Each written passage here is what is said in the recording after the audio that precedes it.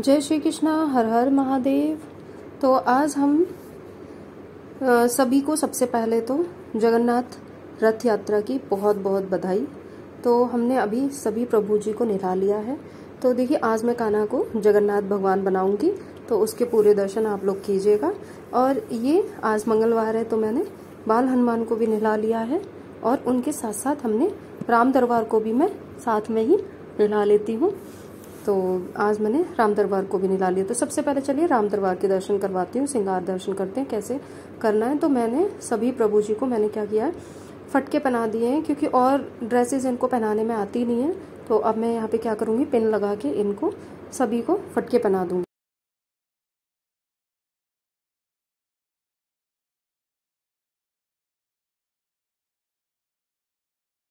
अब फटके मैं उनको भी पहना दूंगी। ये छोटे से हनुमान जी हैं, इनको भी पहना दूंगी। बहुत प्यारे लगता है ये फटका पहन के। अब मैं माला पहना दूंगी। तो ये देखिए, माला पहन के बहुत प्यारे लगते हैं। अब मैं बहुत छोटू से है ना, तो इनको तैयार करने में बहुत अच्छा लगता है। तो ज़्यादा टाइम भी नहीं लगता और जल्दी से तैयार हो जाते हैं। तो मुझे अपना राम दरबार बहुत प्यारा और बहुत सुंदर लगता है। सबसे बड़ी बात इसकी है कि ये एक ही साथ है पूरा, तो इनमें चारों प्रभु जी के दर्शन एक साथ ही हो जाते हैं, अलग अलग कुछ नहीं करना पड़ता। तो इनका हो गया श्रृंगार दर्शन। चलिए अब हनुमान जी के श्रृंगार दर्शन करती हूँ। मेरे पास दो हैं, एक ये बड़े वाले हनुमान जी हैं और एक ये बाल हनुमान जी हैं। तो दोनों के श्रृंगार दर्शन दिखाऊंगी आपको। सबसे पहले एक छोटा सा सिंपल सा इनका मतलब श्रृंगार कर लेते हैं।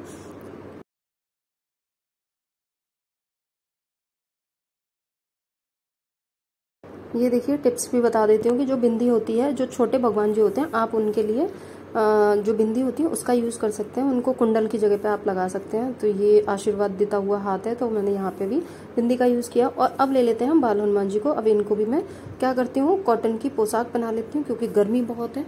तो आप भी जानते हैं कि इतना ज़्यादा हैवी नहीं कर सकते उनका, तो इसीलिए मैंने कॉटन की ड्रेस मतलब पहनाई है इनको।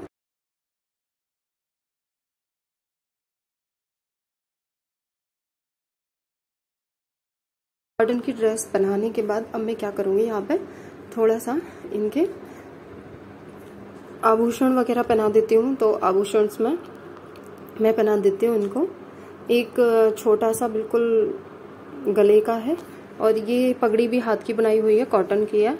तो ये भी मतलब बहुत अच्छी रहेगी। तो मैं इसीलिए बाल नहीं लगा रही हूँ, गर्मी ज़्यादा है यहाँ पे, तो इसीलिए मैं बहुत सिंपल सा श्रृंगार कर रही हूँ। अब मैं गदा दे दूँगी, और एक और माला है जो मैं बस वो इनको बना दूँगी। इत्र सेवा कर दे रही हूँ यहाँ पे मैं।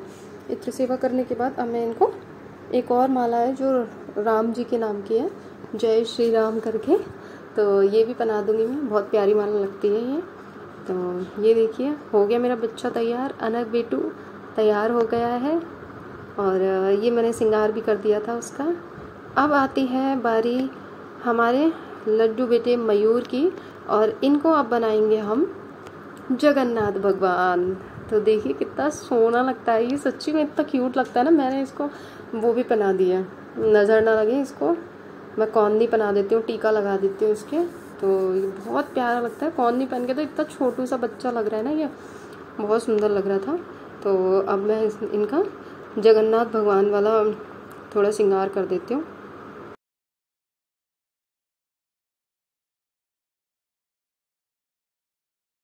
यहाँ पे मैंने सबसे पहले चंदन का यूज़ किया है, कि पहले चंदन से एक कोट कर लिया है उनके ऊपर। चंदन क्या है, ठंडा रहता है। और दूसरी चीज़, चंदन से ना जो भगवान जी का मेकअप होता है ऑलरेडी, वो वाला ख़राब नहीं होता है। जो बेसिक उनका मेकअप हो रखा होता है, तो वो ख़राब नहीं होता है। तो उसके ऊपर फिर मैंने क्या किया, जो पेंट होते हैं नॉर्मल वाले पेंट, एक्रिलिक पेंटिंग का यूज़ नहीं करना है आपको। उससे क्या होगा कि उससे फिर भगवान जी का जो नॉर्मल वाला श्रृंगार है वो ख़राब हो जाएगा। तो इसीलिए आपको ये ध्यान रखना है कि इनको तैयार करते समय आपको नॉर्मल वाले जो पेंट होते हैं, जो जल्दी से छूट जाते हैं, उनका यूज़ करना है।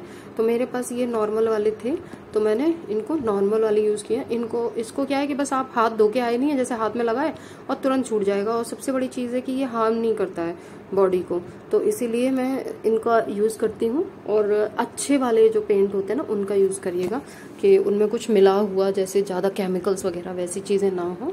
तो मैं ये सारी चीज़ें देख के तभी लेके आती हूँ, कि चाहे थोड़ा महंगा पड़े, लेकिन इन सब चीज़ों का, छोटी छोटी चीज़ों का थोड़ा ध्यान रख के लेके आना है। तो इनको मतलब सबसे पहले क्या मतलब थोड़ा हो रहा था कि सबसे पहले इनको कोट करना है, कोट करने के बाद क्या है उसको सुखाना है, सुखाने के बाद फिर इनको थोड़ा मतलब श्रृंगार करना है। तो इसमें शुरू में तो मतलब बहुत ज़्यादा थोड़ा वो हो रही थी कि इसको सूखने में थोड़ा टाइम ले रहा था। तो उससे क्या होता है कि जैसे ओवरलैप हो जाती है अगर मतलब नहीं सुखाया उसको तो फिर मैंने थोड़ा इसको टाइम दिया, सुखाया, फिर से जो मतलब इनकी आइज़ वगैरह थी वहाँ पे क्या किया मैंने, फिर से उनका श्रृंगार किया और यहाँ पे इनकी आइज़ वगैरह ये सब मैंने बना दी। तो ये देखिए अब थोड़ा थोड़ा लुक दिख रहा होगा आपको कि जगन्नाथ प्रभु वाला लुक आ रहा है। तो ये मैंने इनका लुक दे दिया, बहुत प्यारा लग रहा था, बहुत ही सिंपल है करना। आप भी चाहें तो इनको मतलब कर सकते हैं। अभी रथ यात्रा थी तो मैंने सोचा, मैं सोच तो काफ़ी दिन से रही थी कि मैं इनको बनाऊं, पर उसमें क्या होता है कि थोड़ा टाइम तो लगता ही है कोई भी श्रृंगार करने में। तो नॉर्मल श्रृंगार करने में भी मुझे बहुत ज़्यादा टाइम लग जाता है क्योंकि काफ़ी मतलब भगवान हो जाते हैं, तो इसीलिए। तो फिर अब इनका स्पेशल और श्रृंगार करना है, तो अब मैं सोचा कि फेस्टिवल भी है तो चलो अब इससे ज़्यादा मौका कहाँ मिलेगा, तो फिर मैंने इसीलिए कर लिया। और जो इनके हाथ बनाए थे वो मैंने बनाए हैं, जो क्ले आती है बच्चों की खेलने वाली, उससे मैंने बनाए हैं इनके हाथ। और जो एक और उनका हाथ होता है लड्डू गोपाल जी का, वो नीचे आ जाएगा। अब मैंने इनको मालाएं वगैरह हैं वो सब पहना दी हैं। तो ये देख लीजिए थोड़ा फाइनल वाला लुक, ये लुक ऐसे आ रहा है इनका। बहुत प्यारे लग रहे थे बिल्कुल। मैंने अब सिंहासन पे भी बिठा दिया। सिंहासन पे बिठाने के बाद तो सेम मतलब जगन्नाथ जी प्रभु जी जैसा लग रहा था कि पता ही नहीं चल रहा था कि ये मतलब लड्डू गोपाल जी हैं सच्ची में। अगर आप देखेंगे तो एक नज़र में तो आपको पता ही नहीं चलेगा कि ये लड्डू गोपाल जी हैं।